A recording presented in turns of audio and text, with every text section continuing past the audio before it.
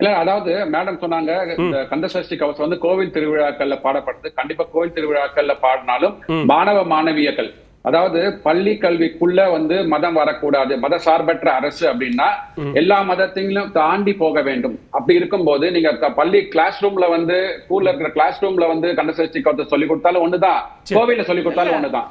மத சார்பற்ற மாணவர்கள் இல்ல, இசைக்கல்லூரி மாணவர்கள், இசைக்கல்லூரி மாணவர்கள் இதெல்லாம் கத்துக்கணும்பா. இசையில வரும்போது வர்றதா இதெல்லாம் இசையில வர்றதா. அரசியல் இதுல என்ன அரசியல் இருக்கு? இசை கல்லூரி மாணவர்களுக்கு ஏன் விஷ்ணு சகஸ்ரநாமம் சொல்லி கொடுக்கல? ஏன் விஷ்ணு சகஸ்ரநாமம் சொல்லி கொடுக்கல? ஏன் கந்தசஷ்டி கவசம் சொல்லி கொடுக்குறீங்க? தமிழ் சொல்லி கொடுக்க முடியும். பாருங்க, நீங்க திரும்ப வந்துட்டீங்க, நீங்களாவே திரும்ப வந்துடுறீங்க. ஏன் விஷ்ணு சகஸ்ரநாமம் சொல்லி தரலன்னு உங்களுடைய நீண்ட கால திட்டமே இதுதான். உங்களோட நீண்ட கால திட்டமே இதுதான். தமிழ்னு சொல்லிட்டு உள்ள வருவீங்க, அப்புறம் சமஸ்கிருதத்தை எதுக்கு விஷ்ணு சகஸ்ரநாமம்? இன்னைக்கு அந்த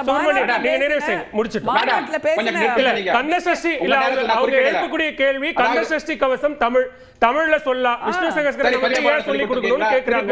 இன்னைக்கு மாநாட்டுல பேசின பிஜேபி தலைவர் கூட ஓம் ப்ளீம் ப்ளீம் ப்ளீம் ஒரு சமஸ்கிருத மந்திரத்தை எதிராக பேசுபவர்களை நாக்பூர்காரர்களை என்று போலரைஸ் பண்றாங்க. ஓகே, எதற்கெட்டாலும் போலரைசேஷன்ல வந்து இந்த திராவிட முன்னேற்ற கழகம் வந்து கைதேர்ந்ததா இருக்குது. பகுத்தறிவு என்ற ஒரு வார்த்தையை சொல்லி கொஞ்சம் ஸ்டிக்கர் ஓட்டுறாங்க. இப்போ விவேகம் என்ற வார்த்தை இருக்குது தமிழ்ல, அழகான வார்த்தை விவேகம். எனக்கு எது சரி எது தவறு என்பதை பிரித்து பார்ப்பது விவேகம். அது என்ன பண்றாங்கன்னா விவேகம் என்ற வார்த்தை யூஸ் பண்ணாம பகுத்தறிவின் கொண்டு வராங்க. ஸ்டிக்கர் ஒட்டுவதில் பாத்தீங்கன்னா இவர்கள் வந்து கின்னஸ் ரெக்கார்டை வாங்கி கொண்டிருக்கிறார்கள். அதனால இவர்களுக்கு வருகின்ற அந்த ஆன்டி இன்கம்பன்சி வேவை வந்து தடுப்பதற்காக யாராவது ஒருத்தர் இவர்களுக்கு எதிராக இருக்கிற கூட்டணியில் இருக்கிறவங்க வந்து மக்களை ஒன்று திரட்டினால் இது உடனே வந்து அரசியல் மாநாடு. சார், அரசியலும் ஆன்மீகமும் இரண்டு கண்கள், தேசியமும் தெய்வீகமும் ரெண்டு கண்கள் சொன்ன மாதிரி இன்னைக்கு காலகட்டத்தில் அரசியலும் ஆன்மீகம் இரண்டு கண்கள். அதாவது எனக்கு நான் தேடிக்கொள்கிறது வந்து ஆன்மீகம், மக்களுக்காக தேடுகிறது வந்து அரசியல். நன்றி. யாருமே எங்களுக்கு தடை சொல்ல முடியாது. கருத்து வாங்கிட்டு வந்து நாங்க காலம் காலமா கொடுக்கறோம்ன்றாங்கல்ல, இப்ப சொல்ல வேண்டாம். உங்க ஐடி விங்ல சொல்லி அடுத்து 24 மணி நேரத்துல உங்க திமுக தலைவர் எந்த தலைவருக்கு எந்த காலத்துல நீங்க வேலை பரிசா கொடுத்திருக்கீங்க, மேடையில கொடுத்திருக்கீங்கன்னு போட்டோ போட சொல்லுங்க, நாங்க பார்த்து யார் யார் வாய் கேட்பினும் அப்பொருள் மெய்ப்பொருள் காண்பது அறிவு. அந்த மெய்ப்பொருளை தான் பகுத்து அறிகின்ற அறிவுன்னு சொல்றோம். அது பேர் பகுத்தறிவு. அறிவும் மனிதருக்கு அழகு. அது இல்ல நான் இப்படிதான் இருப்பேன்னு சொல்றவங்கள நாங்க மாத்த முடியாது. திரு பெருமாள்மணி, இது அரசியலை பிரித்து பார்க்க முடியாது, அரசியல் ஆன்மீகமும் சேர்ந்ததா தான் அது இருக்கு. அப்ப நீங்க சொன்ன மாதிரி இங்க தமிழ்நாட்டுக்குன்னு ஒரு சிறப்பு இருக்கு. அந்த சிறப்புல ஒரு ஸ்பெசிபிகேஷன் இங்க வந்து நீங்க இந்துக்களை மட்டும் புறக்கணிக்கிறீங்க, இந்து கடவுள்களை மட்டும் இழிவாக பேசுகிறீர்கள், அவர்களுக்கு மட்டும் எதிராக இருக்கிறீர்கள், அவர்கள் வெறும் வாக்கு வங்கிகளாக பார்க்கிறீர்கள் அப்படிங்கிற குற்றச்சாட்டு தொடர்ச்சியா வரும்போது அப்ப அதற்கான கவுண்டர் பாலிடிக்ஸும் ஒன்று தொடர்ச்சியா பேரலலா நடந்துகிட்டே இருக்கு. அதை எப்படி புரிஞ்சுக்கணும்? இல்லை, இப்போ இந்த இந்து மத விரோத கட்சின்னு திமுக மேல இந்த 2021 ஒரு குற்றச்சாட்டு வச்சாங்கல்ல, அதை திமுக ரொம்ப இவ்வளவு தீவிரமா எடுத்திருக்க வேண்டிய தேவையில்லை. ஏன்னா பாஜகவினுடைய எழுச்சி இது போன்ற உரையாடல்கள் எல்லாம் அதிமுக எவ்வளவு ஈஸியா ஹேண்டில் பண்றாங்க பாருங்க. அவங்க பாஜக கூட்டணியில இருக்காங்க, கூட்டணியிலேருந்து வெளியில வர்றாங்க, திரும்ப இப்போ கூட்டணிக்கு போறாங்க. இன்னைக்கு 4 முன்னாள் மந்திரிகள் போய் 3 முன்னாள் மந்திரிகள் போய் அந்த கூட்டத்தில் உட்கார்ந்துருக்காங்க. என்னன்னா நான் ஆரம்பத்தில் சொன்னதனுடைய ஒரு நீட்சியாக நான் சொல்றேன். இப்போ நீங்க அது மந்திரிகள் போயிருக்காங்கன்னு சொன்னதுனால அந்த கேள்வியும் நான் கேட்டுறேன். அங்க திராவிடத்தை வீழ்த்துவோம், திராவிடத்தை வெளியேற்றுவோம்னு சொல்ற இடத்துல ஒரு திராவிட கட்சியினுடைய முன்னாள் அமைச்சர்கள் போயிருக்கிறாங்களே, அது முரண்பாடு இல்லையா? அவங்களுக்கு அதோட அதாவது நீங்க எண்ட் ஆஃப் த டே வந்து உங்களுக்கு கள அரசியல்ல என்ன ஸ்ட்ரென்த் இருக்குன்னு ஒரு விஷயம் இருக்கு. இப்போ கருத்தாக்க அரசியல் அது. சரி, இப்போ கருத்தாக்க அரசியலா அவங்க ஒரு விஷயத்தை நடத்துறாங்க. அது இப்போ பாஜகவுக்கு தமிழ்நாட்டில் எவ்வளவு கள அரசியல்ல எவ்வளவு பலம் இருக்குன்னு பாத்துக்கோங்க, கருத்தாக்க அரசியல்ல எவ்வளவு பலம் இருக்குன்னு பாத்துக்கோங்க. நீங்க ஏன் அதிமுக என்ன பண்ணுது? இந்த ரெண்டையும் பேலன்ஸ் பண்ணி பாக்குது. அவங்க கருத்தாக்க அரசியல்ல பாஜக எதை பெருசா சொன்னாலும் கள அரசியல்ல நமக்கு ஒரு பலம் இருக்கு. அதனால நம்ம கருத்தாக்க அரசியல் அவங்க எதை சொன்னாலும் அதை நம்ம பெருசா எடுத்துக்க வேண்டியதில்லை. அது அதிமுக பாதிக்காதா? எப்படி பாதிக்குதோ நான் அதை தான் சொல்றேன். அதிமுக அவங்க வந்து நான் ஆரம்பத்தில் சொன்ன இடத்துக்கே வரேன். அவங்க பெரிய அளவுல பகுத்தறிவு கொள்கைகளோ பகுத்தறிவோ பேசுறது இல்லை. அண்ணா சொன்ன மாதிரி அவங்க பிள்ளையாரையும் உடைக்கிறது இல்லை, தேங்காயும் உடைக்கிறது இல்லை. பாஜக தமிழ்நாட்டில் ரியல் ஸ்ட்ரென்த் என்னங்கிறத முதல்ல திமுக மதிப்பிடும். அவங்களுக்கு இன்னைக்கு ஒரு ஊடக பலம் இருக்கு. கருத்தாக்க அரசியல் அவங்க சொல்ற ஒவ்வொரு வார்த்தைக்கு வார்த்தை இன்னமும் தமிழ்நாட்டில் பாஜக ஆட்சி அமைக்கவே இல்லை. அவங்க மத்தியில தான் ஆட்சி அமைச்சிருக்காங்க. நான் ரொம்ப சுருக்கமா கூர்மையா அதை சொல்றேன்.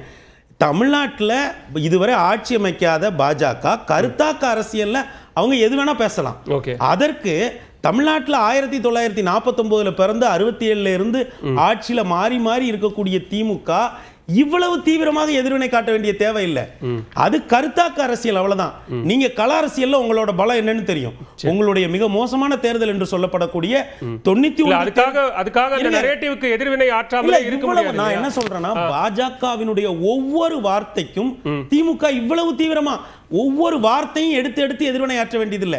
ஏன் நான் சொல்றேன்னா, உங்களுடைய மிக மோசமான தேர்தல் என்று சொல்லப்படக்கூடிய 91 தேர்தலையே நீங்க 20% மேல இருந்தீங்க. அவர்களுடைய மிக சிறப்பான தேர்தல் என்று சொல்லப்படக்கூடிய 2024 பாராளுமன்ற தேர்தலையே அவங்க 20 தொடல இன்னும். அப்ப நீங்க ஏன் கருத்தாக்க அரசியல்ல பாஜக ஒரு வார்த்தை சொல்லுதுன்னா அதுக்கு உடனே ஏன் இவ்வளவு? உங்களோட இளைய சகோதரன் தானே அதிமுக. அவன் எவ்வளவு நிதானமா எவ்வளவு பொறுமையா பாஜக சொல்கிற ஒவ்வொரு வார்த்தைக்குமா எதிர்வினை ஆற்றுறாங்க. அவங்கள நோக்கி இன்னமும் சொல்ல போனா கூட்டணியில இருக்கிற அவங்கள நோக்கி 1000 கேள்விகள் வீசப்படுது. அவங்க ஏதாவது ஒவ்வொரு வார்த்தைக்கும் பதில் சொல்றாங்களா? அமைதியா கடந்து போறாங்கல்ல. நீங்க தேர்தல் அரசியல்ல கடைசியில என்ன, நீங்க எவ்வளவு ஓட்டு வாங்க போறீங்கன்றதான் முக்கியம். ஆக திமுக முதல்ல மக்களுடைய தன்மையை புரிந்து கொள்ள வேண்டும். இந்த இந்து விரோத கட்சி என்று சொல்லப்படுவதில் அவர்களுக்கு இருக்கிற தேவையற்ற பதட்டத்தை போக்க வேண்டும். நான் இன்னொன்றையும் இங்க குறிப்பிட விரும்புகிறேன்.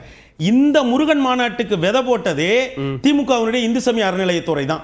அப்போதே கூட்டணி கட்சியினரும் தமிழ்நாட்டில் உள்ள பப்ளிக் இன்டெலெக்சுவல்ஸும் லிபரல்ஸும் சொன்னாங்க, லிபரல் திங்கர்ஸும் சொன்னாங்க, ஏன் இப்படி ஒரு மாநாட போய் நடத்துறீங்க அப்படின்னு கேட்டாங்க.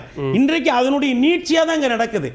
திமுக பாஜக அரசியலில், பாஜகவின் கருத்தாக்க அரசியலில் அதிமுக பாஜகவுடன் கூட்டணியில் இருக்கிற அதிமுக எப்படி ஒவ்வொரு சொல்லுக்கும் பதட்டப்படுவதில்லையோ அப்படி திமுக ஒவ்வொரு சொல்லுக்கும் பதட்டப்பட்டு இப்ப பாருங்க, அவர் வேலுன்னு சொன்ன உடனே இவங்க எங்க மேடைகள்ல வேல் எங்க ஒன்னே மட்டும் சொல்லிடுறேன். அண்ணா சொன்னாருங்க பொன்னாடை போடுன்னாரு. ஒரு பொன்னாடைன்னா அவர் என்ன சாதாரணமா சொன்னாரா?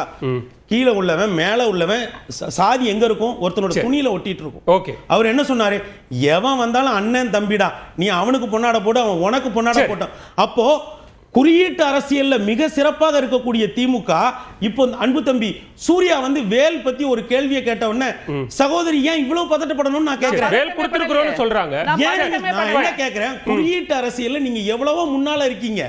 இன்றைக்கு இல்ல கேள்வி புரிஞ்சிருச்சு. ஏன் பதட்டப்படுறாங்க, இவ்வளவு எதிர்வினை ஆற்றணும் அப்படிங்கிறதுக்கான பதில் வாங்க. உங்ககிட்ட 1000 குறியீடு இருக்கு. நீங்க கருப்பு சிவப்புங்கிறது ஒரு குறியீடு, சக்சஸ்ஃபுல் குறியீடு. உதயசூரியன் அண்ணா வடிவமைப்பு தந்த குறியீடுகளை விடவா பெரிய குறியீட்டு அரசியல் அவங்க எடுக்கிறாங்க. பாஜகவினுடைய ஒவ்வொரு சொல்லுக்கும் ரியாக்ட் பண்றீங்க.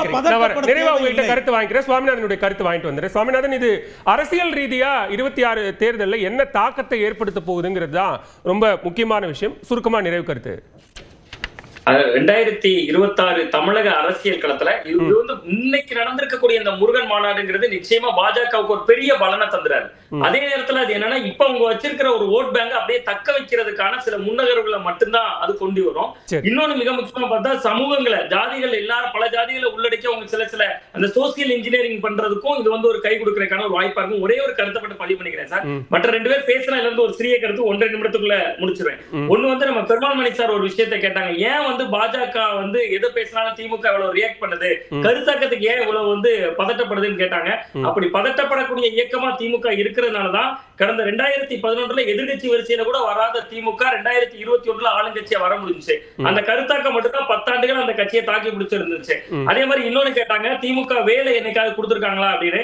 தமிழ்நாட்டுல முதல்ல திருச்செந்தூர் முருகன் கோயில்ல வேல் மாயமான போது 1982 அந்த திருச்செந்தூர் கோயில்ல மாயமான வைரவேல் எங்கன்னு 8 நாட்கள் நடைபயணம் போனது கருணாநிதி அவர்கள் தான்.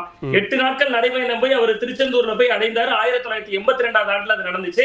அங்க வந்து அறநிலையத்துறையில் அன்றைக்கு அதிகாரியாக இருந்த சுப்பிரமணியன் அப்படிங்கிற ஒரு மர்மமான முறையில் இறந்திருந்தாரு. அவர் மரணத்திற்கும் நீதி வேண்டும், மாயமான வைரவேலியும் கண்டுபிடிக்கணும்னு சொல்லி மதுரையிலிருந்து 200 கிலோமீட்டர் கருணாநிதி அவர்கள் அந்த வைரவேல் எங்கே அப்படின்னு சொல்லி நடைபயணம் மேற்கொண்டாரு. ஆனா 1983 திருச்செந்தூர் இடைத்தேர்தலே திமுக தோத்து போச்சு.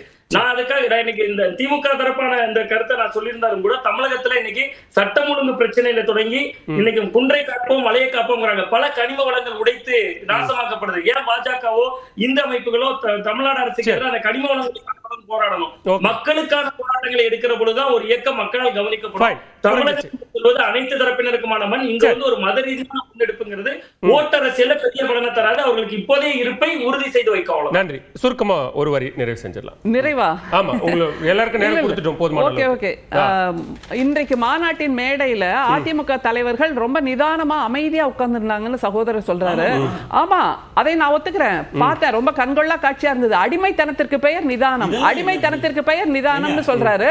அப்புறம் ஏன் நீங்க அமைதியா அழைப்பு வந்துச்சு போயிருக்காங்க. அதனாலதான் எதற்குமே எதிர்வினை ஆற்றுவதில்லை. நீங்கள் அவர்களுடைய ஜெயலலிதா அம்மையாரை பற்றி தவறாக பேசினால் கூட எதிர்வினை ஆற்றுவதில்லை. அப்படி பேசிய ஒருத்தர் பக்கத்திலே உட்கார்ந்து இருந்தார். அதோட அமைதியாகத்தான் இருந்தாங்க. அப்புறம் ஏடிஎம்கே என்பது இப்போது அமித்ஷா, டெல்லி, மோடி கூட்டமாகி விட்டது. அதனால அது அண்ணா திராவிட முன்னேற்ற கழகம்லாம் இல்ல. அந்த காலம் மறந்து போச்சு. அடுத்தது சுப்பிரமணியன் ஐயாட்ட ஒரே ஒரு கேள்வி இருக்கு. இந்துக்கள் இந்துக்கள் அப்படி உருகிறாரு. இந்துக்கள்னு அவர் யார சொல்றாருன்னு கேட்டு சொல்லுங்க. அந்த இந்துக்கள்ல சத்திரியர்கள், வைசியர்கள், சூத்திரர்கள், அருந்ததிகள், அதை தவிர பெண்கள் இவங்க எல்லாம் வருவாங்களா? இவர்களுக்காக மண்டல் கமிஷன் மூலமாக இடஒதுக்கீட்டை பெற்றுக் கொடுத்தவர் எங்களுடைய முத்தமிழறிஞர் கலைஞர். எத்தனை முறை அந்த இடஒதுக்கீடின் மூலமாகத்தான் இன்றைக்கு பெண்களும் தமிழ்நாட்டில் இருக்கக்கூடிய அத்தனை பேருக்கும் வேலை வாய்ப்பு கிடைத்திருக்கிறது. பள்ளிகள் திறந்திருக்கின்றன, கல்லூரிகள் கிடைத்திருக்கின்றன. இந்தியா உலகம் முழுக்க நம்முடைய தமிழர்கள் வெற்றி பெற்று நிற்கிறார்கள் என்றால் இந்துக்களுக்கான கட்சியாக நம்முடைய திராவிட முன்னேற்ற கழகம் காலம் காலமாக உழைத்திருக்கிறது.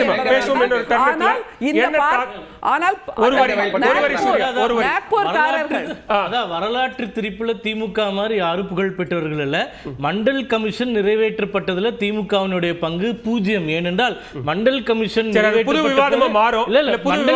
நிறைவேற்றப்பட்ட போது திமுக லோக்சபால ஒரு எம்பி கூட கிடையாது.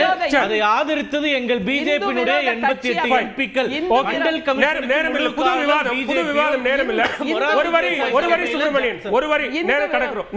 ஒரே வரி 30 செகண்ட் தான். மேடம் என்ன சொன்னாங்கன்னா, இசை மாணவர்களுக்கு தான் கந்தசஷ்டி கவசம் நாங்க கிடையாது. கந்தசஷ்டி கவசங்கள் வந்து மாணவ மாணவியர்களை கொண்டு கந்தசஷ்டி பாராயணம் செய்யப்படும். என்ன தாக்கத்தை ஏற்படுத்த போகுதுன்றதையும் பொறுத்திருந்து பார்க்கலாம், பேசலாம். இந்த அமர்வில் பங்கேற்ற கருத்துக்களை முன்வைத்த விருந்தினர்கள் வருகைக்கும் கருத்து பகிர்வுக்கும் நன்றி. இது சொல்லதிகாரம், உண்மையின் முகம், உங்களின் குரல்.